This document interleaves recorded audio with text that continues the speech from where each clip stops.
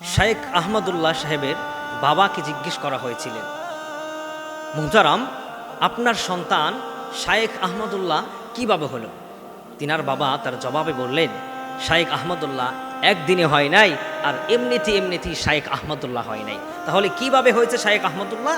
শাইখ আহমদুল্লাহ হয়েছে আমি বাবা আর আহমদুল্লাহর মা প্রতিটা রাতের আধারে অঝোরে আল্লাহ তাআলার কাছে তাহাজ্জুদের সলাতে নামাজ আদায় করে অঝোরে অস্ত্র জরা চোখের পানির বিনিময়ে আল্লাহ সুবহানাহু ওয়া তাআলা আমার সন্তানকে শাইখ আহমদুল্লাহর জায়গায় পৌঁছে দিয়েছেন। সুবহান।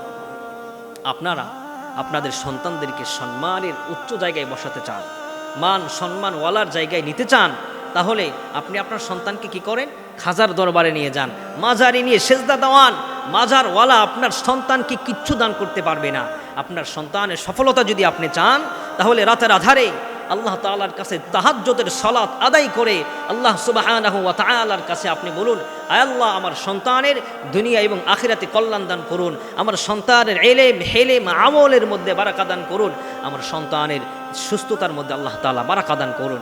এইভাবে আল্লাহ সুবহানাহু ওয়া তাআলার কাছে যদি আপনি কন্টিনিউ প্রার্থনা করতে থাকেন, আল্লাহ সুবহানাহু ওয়া তাআলা মায়ের দোয়া বাবার দোয়া কখনো ফেরত দেবে না। আল্লাহ তাআলা ওই সন্তানকে সফলতা পর্যন্ত নিয়ে যাবে ইনশাআল্লাহ।